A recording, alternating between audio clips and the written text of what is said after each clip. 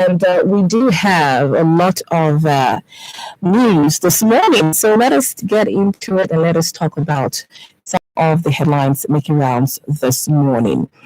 All right, so let us start first with what Esther has this morning. This one on the Punch newspaper says Governor's First Lady calls for more attention on boys. The First Lady of Lagos State, Ibijoke Sanwo-Olu, has called on people to pay closer attention to protecting the boy child. She said the objectives of this new initiative is to raise awareness and promote the rights and welfare of the boy child. The whole idea of this is to catch the boys young. I think this is a very good one coming at this time. What do you think? Because honestly, we need to start putting in more effort in raising the male children better. Because we're trying to create safe spaces for women and girls. We also need to do the work on the boys. So, what do you think? What a great way to enter into the newspaper with you this morning, because this is a conversation that is so dear to my heart and I totally love it. Why do I love it? Because I work a lot with women and even we all know on this conversation that one thing similar to all of us. But you see, as a counselor at the market, I work with women, looking better, those things, the right goals, all that. There's just one thing that just always plays and spoils this thing, which is the whole, especially when it comes to marriage. So you hear things like, my husband is not going through with it, he doesn't care, he doesn't understand, he doesn't. And in that looks at this, you are seeing all this 200% work, and then the person goes home and it goes back to zero, which is why you are not seeing much more separation. So, yes, by all means, and when we look at history, we understand why there's a lot of emphasis on women. And rightly so, and there's still a lot of places where this emphasis has not even been emphasized enough. There's some places, the girl has been ranked over and over again, so your people are just like, we know, we're not doing. Some other places, no, they don't know, they still don't know. So it's a message that should still go out there about the importance of men and women and their different roles and how they contribute to the nation. But it is for the fact that the first lady for Lagos State is the one bringing it up. It's the reason why I actually, I would say I enjoy that way, because we need to start training our boy child in accordance with the standards that we have for women. It's not even necessarily have to consider the standard that we have for women, because there are two different genders and they bring that diversity. But I'm saying it's the standard of the nation we want to look like, because of course the nation is a great nation, is the coalition of the great individuals, the great families, the great communities. And if we are just including women and if men are having problems, we're still not going to have a great nation, because it's still going to be a lot of struggle. So yes, by all means, it's a personal responsibility, taking accountability for your actions, morals. There's just a lot of things that the male child also. Vulnerability as well. I know that's the conversation that's been going on. Yes. Vulnerability, if you need to speak out, or if you're feeling a certain way, you don't need to feel like you're going to, muscle it up and hold it to your chest. All of those things and all of those things. And of course, value system, knowing that abusing women, when I mean abusing women, that is physically, emotionally, sexually, it's not a thing to give you power, or it's not a thing of pride.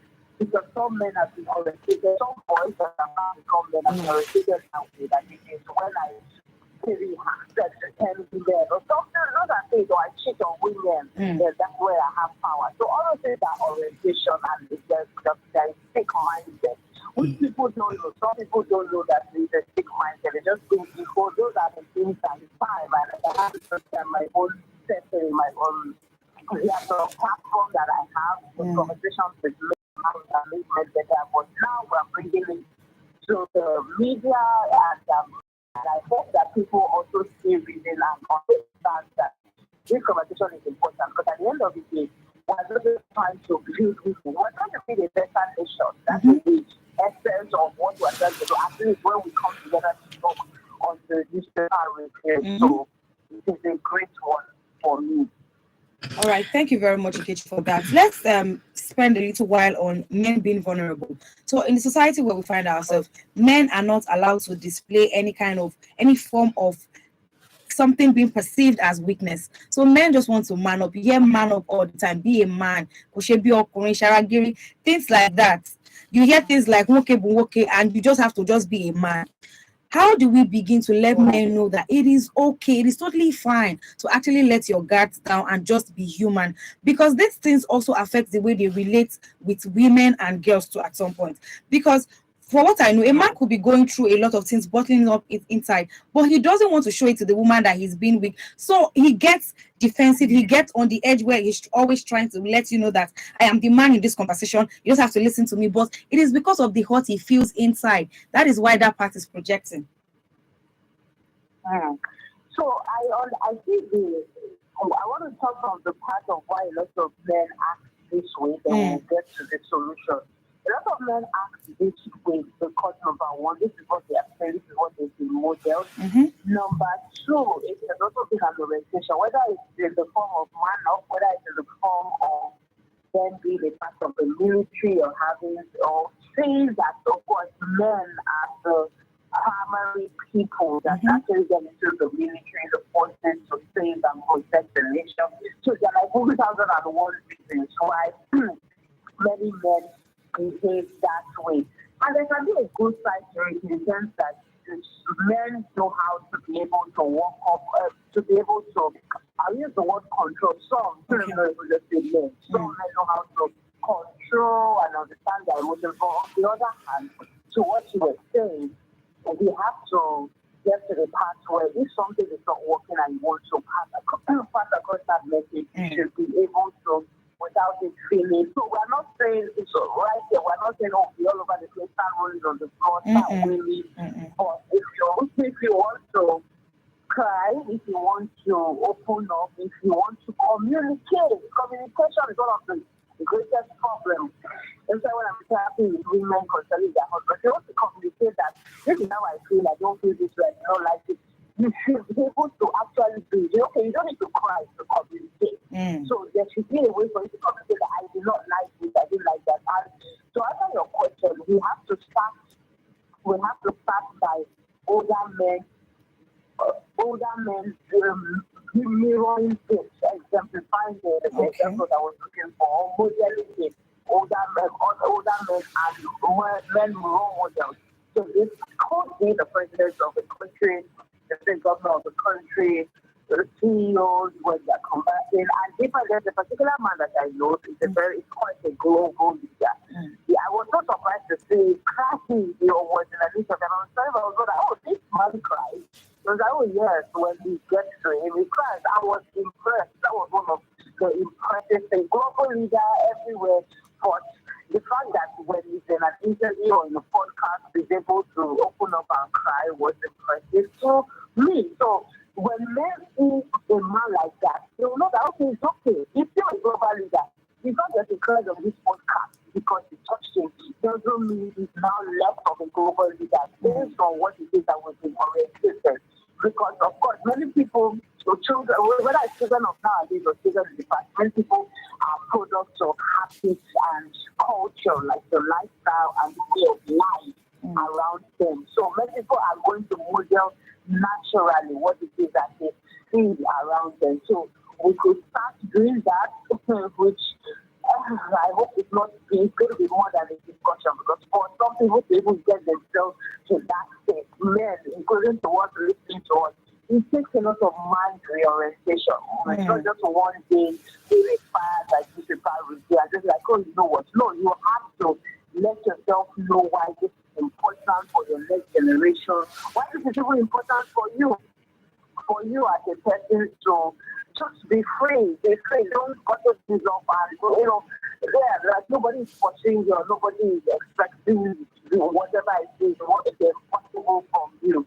So having those kinds of examples and then introspection. So men doing the work, which I commend men that do the work for capital, that take out time to get resources, even coming for therapy and say, you know what, I'm ready to do the work. These are the things that would help, because at the end of the day, we need that balance. Perhaps if some men have been able to share that, this is what I'm going on, this is the pressure I'm feeling to a wife, to a relative, to a niece, to whoever, to an aunt, perhaps some people or more people would not have gotten into crime, but in the bid to want to be the one to protect and provide, and even though you are struggling and you do not open up in the way you should, well, you go and do everything that you have to do, and then you see the ripple effect of what is happening, even though it's not a great ripple effect.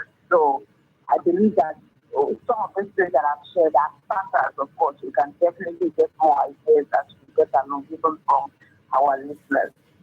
Thank you very much. Thank you, Sage. Now, you sound a bit shallow. Can you hear me? Hello, sir. Can you hear me? Yeah, you're sounding a bit shallow. You're not too audible. Could you maybe, can you please, yes, can you speak a little bit louder, please? Yes, it's a little bit shallow. Yeah. Well, a bit better. Thank you very much. Thank you very. You sounded very, very shallow. Thank you very much, Sage. Now let's move on to another headlines here, and this is coming from Punch, and it's talking about the jail term for female genital mutilation in Nigeria. Let me just get to it right now and read some of the details from this news story. Now, this is coming from Daily Trust, and it says, this is coming from Edo government, saying, engage in female genital mutilation, get 4 years jail term. Engage in female genital mutilation, get 4 years jail term. The Edo State government has warned residents who are still engaged in female genital mutilation in rural communities in the state to desist from it, as perpetrators risk a 4-year jail term. Commissioner for Social Development and Gender Issues, Maria Omozele Edeko, gave the warning over the weekend during the International Day for Zero Tolerance Against Female Genital Mutilation. Now, she said Section 2 of the Violence Against Persons Prohibition Law, VAP, prohibits female genital mutilation and prescribes a 4-year jail term for perpetrators of FGM in the state. Now, my question is this: though it is very known that the former president of Nigeria, of the country Nigeria, Goodluck Jonathan, actually banned this practice in 2015, it is still being practiced secretly in some areas, even though it's been banned. Now, what are your thoughts? Do you think the reason it's still being practiced is because the law, of course, there is a penalty for it being practiced in the country? Do you think it's because the law is still not being implemented? Do you think that's the reason why FGM is still being practiced, regardless of the fact that it's been banned in Nigeria? All right. Thank you, Temitope. Before I go ahead, I just want to confirm if I'm still sounding that way, so that I don't just get something with that particular. Am I still sounding that way? So, please go ahead. Okay. All right. So what you were, so the question you asked, let's remove my earphones. So the question you asked, it's quite unfortunate that we have gotten to the point where we are now bringing in consequences for this, which is what we were talking about I think 2 weeks ago, when we were saying what is the solution, or what is going to be the the solution to actually stop this from happening. I remember that on towards my turn, and I was talking about how, well, you have to put consequences if people are not anxious. So this is part of the things that we're seeing happening in this particular state. However, based on your specific question, the fact that it is something that we're still dragging with about when was the president? That's about, is it close to how many years now after his tenure? That's the president you're talking about. Yes. During his it shows a lot of problems, which is the thing I say again. So anytime I come, it shows a lot of problems individual. I'm glad that's how we started out with men, because a lot of people that do this are men, and women that support them too as well. So it's just a lot of people with it. It's just a lot of problem with orientation of people and even communities. We're still having, we're still having this mentality and mindset of whatever it is they think gender mutilation does for the women. And that is a problem, and that is going to, except it is tough consequences for people who refuse to do that. I would also say, of course, let's have whistleblowers, let's have people who, if they see or anything like this, should be able to come and report and make reports so that they are able to blow these people's cover and then get all of this ones, all of this said. However, I would say, please, the orientation about it cannot stop. Let us also walk through with data to find out where these cases are really prevalent. Is it in the north? Is it in the east? Is it in the west? And then let them be massive concentration there. While it is not impossible that things like this do happen in some parts of Lagos, I really do not think Lagos is the major place where it happens in Nigeria if we are going to work with data. It's not impossible that it happens in Lagos. But when you talk about the major place, one of these places that have actually called. So we have to take the message and make sure that we put the focus there as a country, because we're talking as a country now, not as a state. And yes, by all means, I read all these measures already put into place, but also people's minds to be changed, because you know what? If these mindset are not changed, we're talking about the doctor who was, we spoke one time about the doctor who still believed him. Yes. You know, I think it was still this gender situation we're talking about. Yes. Mm-hmm. If people are not orientated, if people are not assured, they continue to carry their great grandfathers' tradition and culture that doesn't serve human life, and they would, by all means, they are going to get it done. They're going to do that to their daughter. You know, it doesn't even matter which daughter it is now. It's not about other people's daughters. People will do it to their own children because they believe that that is the way forward. So yeah, orientation, different countries, different languages, the better it can be communicated to these people. And this is a certain point. And as much as possible, like I really say, some of these people are our cousins, our aunties, our brothers, our fathers, like I'll say in conversation, I'll say a tough conversation with what I consider an elder again, because those from my side will know that we have there's interesting things sometimes that go on. I'm talking about Igbo specifically. So I'll say having an interesting conversation about some traditions that I'm just going to die. That's just me, because I'm going to speak up. I'm not going to come here telling people that, talk to your people and I won't be the first example. I'll tell you that they know in my family, I clear you, I tell you as it is, I tell you what will work and I tell you what will not work. So these are the conversations people should be having with their family members. Let's not all come, send text messages, be talking on the newspapers, conversation, and we're not going back home.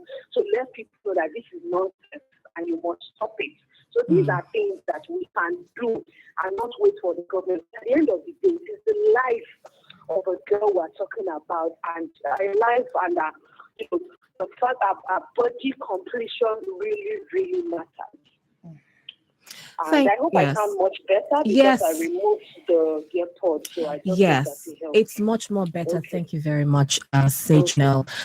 All right. Yes, we'll still love to get your comments. Send your text or WhatsApp messages to 070-317 56537 070-317 56537.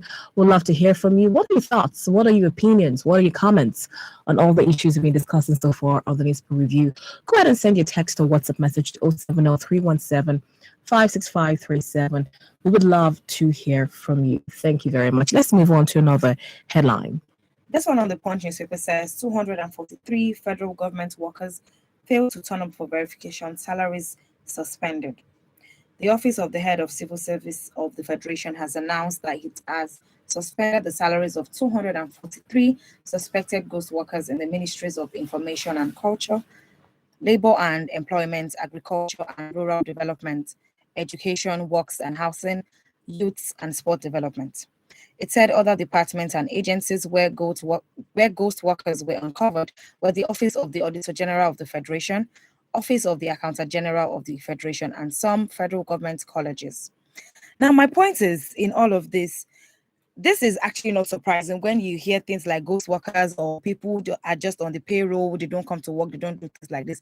But my point is, as a nation, each and every part of us, you have your own contribution to make. But when you have a job, you have a duty, you are in the office to do right by that office, but you just choose not to, and you're just skydiving. You don't come to the office, you don't do your job, or you are just always and they're throwing your weight, doing nothing. How do we get to address this? Because this is a societal problem. It has to do with us as a society. Well, Esther, I'm glad the way you introduced it, because this particular, although it has come in different form and fashion, but if I remember this particular conversation, is one that has been on the newspaper.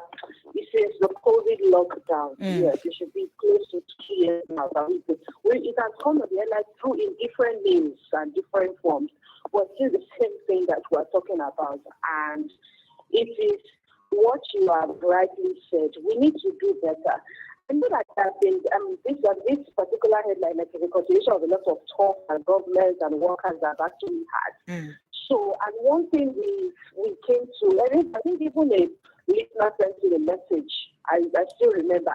One thing we came to understand was that they didn't want these workers did not want the government to actually put this accountability on. The government did not want these workers the workers did not want the government to put accountability on them because they were moonlighting and they didn't want and they wanted to make money. I think the way the person that sent the text framed it, and this is what he or she said. He said something like, "Oh, government, they chop their own. Them too, they want to chop their own. That's why they are avoiding this whole accountability, because it's an accountability system. That's why they are by all means avoiding it. Because by the time you are put into an accountability system, you put in start this." Okay, this, for instance, you are not going to be appearing in 100 places where you are working, at least, and be collecting official pay. You can do your private business, but not come collecting money from the government. So we need to get to that point. Why we are saying, oh, government should do better, brother, we cannot now be doing worse and say government should do better. So let's never get to that conversation. So people only think a nation can be better when there is only the government that should adjust their ways. And it's a collective thing. It's because when you say, oh, it shouldn't be only the government, some people take it personal and think, does it mean if you align the government? Exactly, you miss the point. We're saying everybody has to do better together. We can't say, no, let's wait for the government first. Let's be doing our own. When the government does better, we will now do better. Long story short, the account is a great consequence that has been shown. You don't put accountability. You don't do what you need to do. You are not paid salary. Perhaps you want to work somewhere else, or you have other private ventures that brings you money. Because we need to these things that we are doing in Nigeria, that we are dragging all over the place. You can't. People are going abroad now. They're traveling every other time. You cannot go abroad and then be doing it. It's impossible. So I don't know how we're talking about how we want to make our nation great. And simple things like this, we are not able to. You can't go up and you won't work with the system and they won't know you are there and your name will be somewhere. But no, it's in our country we want to do the nonsense. So it has to be stopped. And of course, consequences is one of the best ways to stop people, which is what we have read and we are currently discussing. No payment for you. While we are working on all those corrupt ways where one person is working in 32 places, I mean, by all means, so I'm not saying you should not work in 32 places, but do not be fraudulent about it. Be transparent. If you need to have a conversation on why you are working in 32 places and you need to explain to the government and the government can make a way for you, that is what we should be pushing for. It's not that you'll be pushing for a fraudulent way to be paid. No, that one I don't agree. A person who wants to work hard can work hard. And they can now say, okay, for lecturers or for anybody who is working in this different department, what can we do? And the things, a policy and all that can come out, but not that we'll be dragging on the accountability system. No, it's not even about them. It's about people coming behind, and it is about us building our nation. So it's a good start, and I hope that's something that can keep up. we can keep on with, because it's not even just about facts, it's about the follow-up and continuity of the process. Yes, indeed. Thank you, Sejinal. Sejinal is an analyst on the program this morning. Thank you for your input on that. It's 4 minutes past 8. This is Listener Review on WFM 91.7. And we are doing some in-depth analysis on some of the headlines making rounds this morning with our analyst, Sejinal. Yes, we're still expecting your messages to send your text or WhatsApp messages to 070-317-56537, 070-317-56537. Thank you. Let's move on to another headline here. This one is from The Guardian. It says, NAFDAC raises alarm over circulation of contaminated momo in Lagos. NAFDAC raises alarm over circulation of contaminated momo in Lagos. The National Agency for Food and Drug Administration and Control, NAFDAC, yesterday cautioned members of the public to be wary of contaminated animal hides and skin, popularly known as momo, being sold in Lagos State. Director General of NAFDAC, Professor Mojisola Adeyeye, said this while announcing the seizure of a large quantity of the product and 7 importers in Lagos. She warned members of the public, particularly consumers of momo, against the activities of the unscrupulous businessmen and traders who are selling industrial animal hides and skin for human consumption. Yes, this is first of all, Sejinal, do you like momo as well? Like I do. You do. Well, it happens to be. Should I say, fortunately for me, no, I don't. You don't. Well, I know many people that actually do. Yeah. Yeah, maybe like the thick ones anyway. So with this right here, because we hear a lot of issues like this, not just with momo, but sometimes you hear about the hygiene of those who like those that sell oranges on the streets, using water from the gutter to raise these oranges. We hear of cases where they actually add dye to palm oil to make it much more, to make it very, very red so that it can be appealing to customers. So many issues like this are very, very prevalent, especially with our food in Nigeria. What are your thoughts about this? And unfortunately, some customers, some people would have actually eaten this contaminated food. So what are your thoughts? What do you think can be done better so that instances like this can be reduced in our society? So I'm happy that the NAFDAC is raising an alarm, just like it was stated on the newspaper headline about this. And that is a great, it's good awareness now. More people are aware, so more people can stay away from it. Yes. By all means, of course, I'm sure some good for more comes in handy from time to time. But if it has to do with the health, it definitely is not worth it. It definitely is not worth it. And there are other options that can also come in as well. Now, on the other hand of what we can do, it has actually beyond Nigeria. It has been stated in history, a lot of food companies that try to do and create food that poison those that consume them. I really don't get the psychology of that. Maybe I'll go and get it and then I'll come back to explain. But I don't get it. You are a company, you are trying to create, you claim you love your customers, you want the best for them, but yet you put poison into what it is that they are eating, and this is causing all form of sickness and all form of death. I'm bringing it home. This is not the government's responsibility. If we sell things or there are things, so the examples you're using, oranges, all these other things. Yes. There's so many fruits, you just have to be so determined to know, okay, let me do this, and then be extra cautious about how to wash and all that. We cannot be saying that we're selling to our brothers and sisters, and we, the ones who are selling, are not going to give them something that is befitting. This is where the real problem is. It is a money came over a love came, something like that. To put it in that way, that is just where the key problem is. So this one is not a government thing, because it's not necessarily the government that is coming to sell food and for more and all these other things. It's individuals. So as much as possible, I'm also using this platform to be able to say, let us make sure that we don't become monsters because we're trying to make money.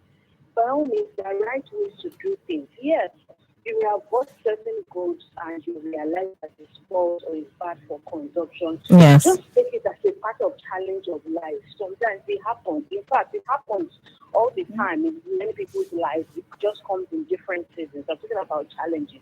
You cannot not say, no, I bought this thing, then I must sell it, even though people die. This is really the reason why people go ahead to sell things that make people die or sick, and they don't care because they're like, oh, I made the investments. Truly, they probably did not know before they got into it, but now I must make back my money. So we don't have a lot of people, let me not generalize it, but a lot of people do not have this love mentality or this looking out for my brother's mentality. Is more about the making of the money. I want to make the money back. I want to grow in my business. So that is what is propelling a whole lot of more people, rather than I'm selling oranges because I want to improve the health of people, or I'm selling food because I want people to be strengthened to live out their purpose. Yes. Then we're going to be having this conversation, which is what is even happening with big companies, even in America, who are now doing money, who are now have converted money more important than the love for their so-called customers. Again, back to why would you want to sell things to people that will make them? Maybe you want them to come back tomorrow to buy, but no, people don't care. It's about the money. And when money is the one driving you, in terms of the in a full way, it's good for money to be a motivation. Money in itself is not bad. It is really the lust after it that brings problems. So when you are lusting after it in that way and making it your idol, then problems like this is what we see on the newspaper headline. And I believe that it can be solved with just personal decisions and sacrifices. I must conclude or must end this with saying a lot of times, because of the things that have happened in our nation, people really do not like to make sacrifice for one another. They make statements like that. Because like what an average Nigerian will make. They're like, please, I'm not the one that's going to sacrifice for you, but we must remember that if we're going to build a great nation, this same nation that we're talking about, not other one, these are some of the ingredients that are inevitable. They are just inevitable. Some people will just have to sacrifice for some other. That is, you go, you buy a product, you know good. Your sacrifice will be throwing it away or whatever, and then buying a new one so that your brothers and sisters do not get sick, or because you're trying to make money. This is the reality. It is harsh. It is hard. But it must be done. We're going to progress as a people. You're very right, actually, Sage, now, because for me personally, as a customer, if I go to a place and a store, a supermarket, or maybe a particular business place, and then I get something that's of high quality, I keep going back there. And I get good customer service, I keep going back there because I want value for my money. But if you, the first time I go there and you sell me something that's of standard, that is not good enough, or it's not value for my money, I don't go back. So I think a lot of people should be much more aware of that. That is not all about money all the time, but if you can provide good service to your customer, they'll keep coming back. It's just very, very simple. Thank you very much for that. We do have a lot of comments already on our WhatsApp, so let's go ahead and read some of the messages we have. We have a message here from Risenje Olawale from Alaribe saying, good morning, dear presenter. Good morning, Risenje. Thank you so much for always listening to the program. You're saying Nigeria's problem is multifaceted, and the governors of the two major political parties are at the forefront of the problems. Why should they hold on to UBEC funds meant for their counterparts? Sheila, like this, we go day. Forgive my pigeon, I'm not too fluent. Nigeria will survive. Allah bless Nigeria. And this is Risenje Olawale from Alaribe. Moving right along to another one here. From Olushogajayi from Odunlaiku, saying, it's only Nigeria that such madness can happen. And the NNPC MD still has the gut to talk about their mistakes openly. People's vehicles have been damaged. Who pays for the repairs? If it were in a developed world, this MD is as good as fired. and the government will be responsible for all damages caused by such fake petrol. Olushogajayi from Odonako, thank you very much. What are your thoughts on what Rosenje and Olushogajayi just said? There is some very cogent points there.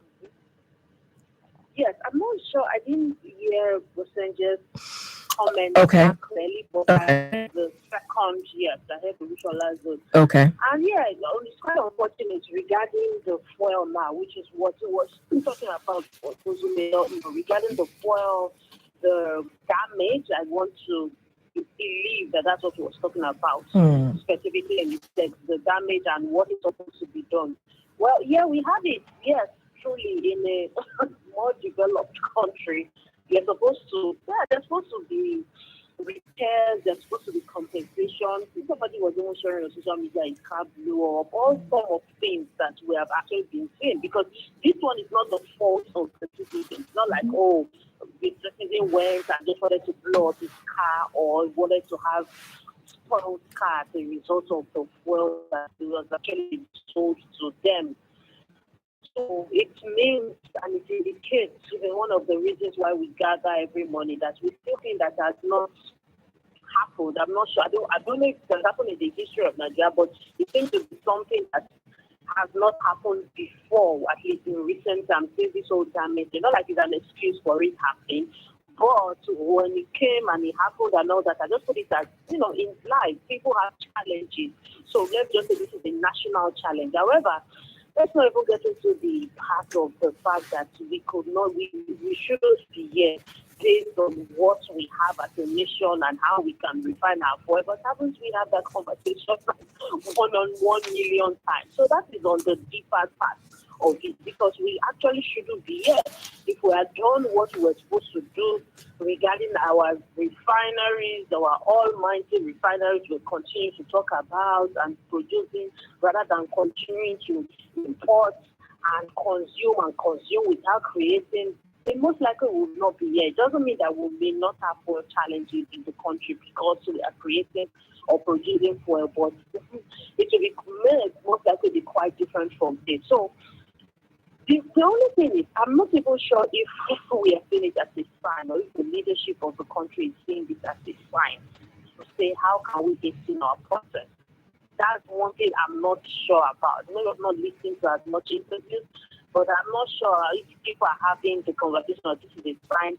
Let us take building and producing within the country as an emergency. I'm not sure if that has gone on, or how is one thing to say is another thing to actually follow up with it. So yes, compensation, absolutely nothing, but it's not happening because, again, we're here owing this money, borrowing this money, even trying to get the fuels act together.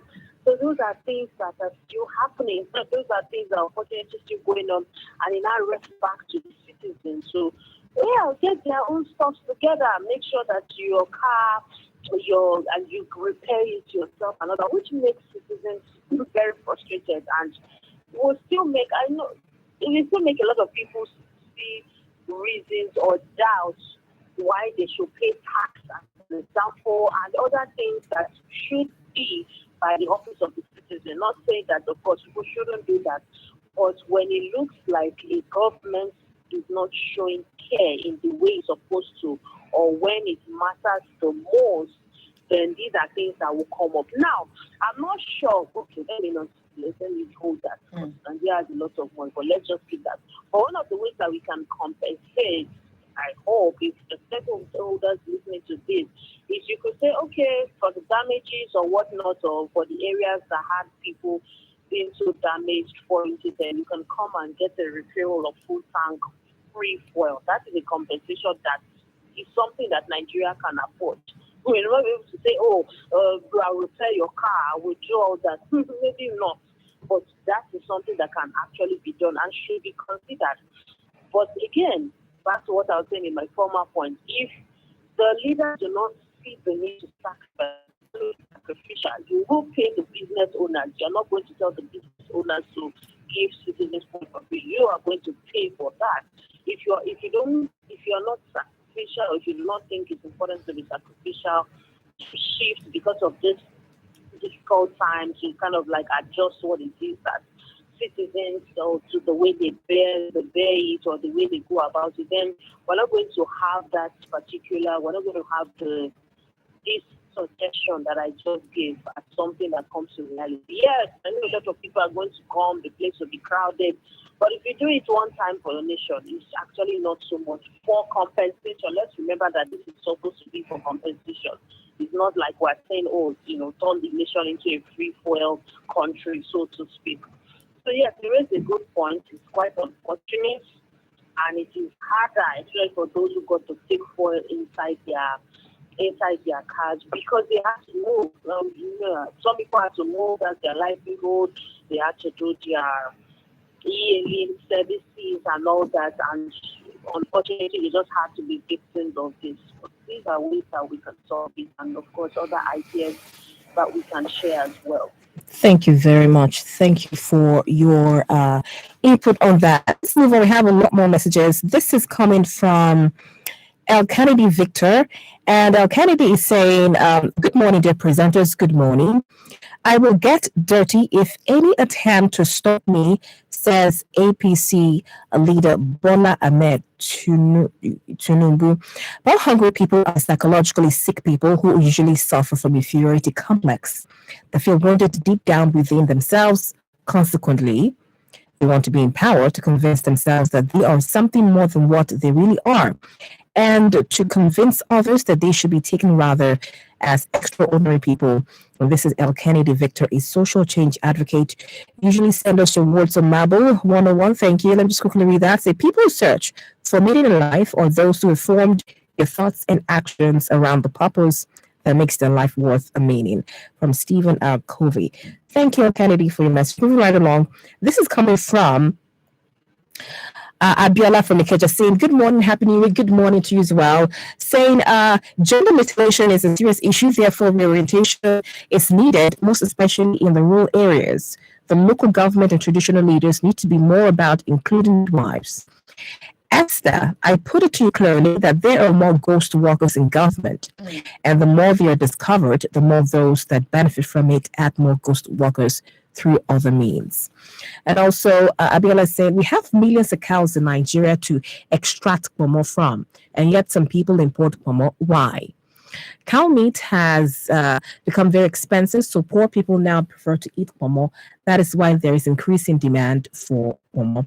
I expect that the directors of NNPC should have been sacked by now because of this adulterated fuel causing more hardship. But I don't see it happening because people there have connections, therefore they can retain their position as long as they want. Thank you for your message there, Abiola from Ikeja. Another one here is from, let's see here. This is from Anderson. Anderson, hello Anderson, how are you doing? Good morning. Thank you for your message. Saying, good morning, WFM, good morning. Tell Mr. President that Nigerians are even patient enough. If Nigerians were to compared with other African countries by now, Nigeria would have turned to a war zone. Imagine a country with abundant rural natural resources, yet we are living under gnashing of teeth, no electricity, high cost of food items, insecurity, corruption from the high places, yet the president is saying that we are impatient. Is it until we all turn to a patient dog in the mosque? May God help Nigerians. Anderson, thank you very much for your message. Your quick thoughts on this comment so far. We have a lot more. Sage now. Okay. Oh, let's see. Though I think the first one I did not. Yeah, but okay. I had the one regarding ghost workers. Yes. I had the one regarding ghost workers. I'm trying to think of any other ones so that I can just put the responses together. But I think it's pretty much in the spirit of what we've been talking about, and I'm glad that people know that they are people. When I say people know that they are people, I mean workers, because workers are amongst us. They are not sorry that know that people are acting in very interesting ways by being ghost workers, and of course the system is here to eliminate.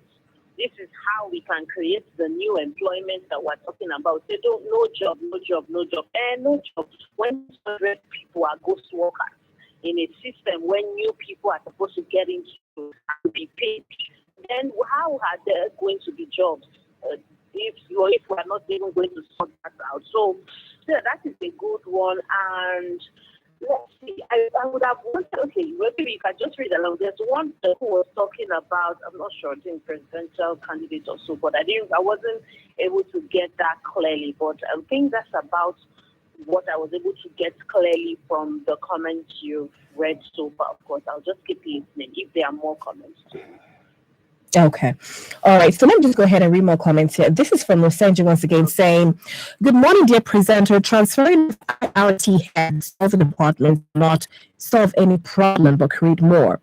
The personnel need proper orientation and monitoring to do only what is right. We see them commit these crimes every day on the streets and look away. Nigeria will survive. Allah bless Nigeria. This is Rosenji Lawale Mutu from Alakwa once again. Another message here is from, let's see here. Do I have a name here? I don't think I have a name. Let me just go ahead. On the issue of ghost workers, one of the issues that have been grossly understated is that a lot of people are redundant. They don't add value. Their jobs are available just because the government wants to create jobs and not value. This is why they abscond and their absence is not felt. One person usually can do the job assigned to 3 people. Why not maximize the capacity of one person and pay that person more? Very thought-provoking there. On the issue of the boy child, I think it's about religious bodies being mandated to have departments that should be mandated to have departments that address these issues and enforce it. I see this because one of my neighbors, a pastor, who beats his wife because she comforts him. She confronted him for getting involved with the GO's daughter. He was reprimanded. That's all. The same day the wife reported, he still preached on the altar. This means they have just validated his actions, and I bet nobody else can tell him otherwise. Religious bodies and a lot of authority, it's about time they are mandated to do specific CSR. Very, very, very good points that this listener, put here. Didn't put a name, but very, very good points right there.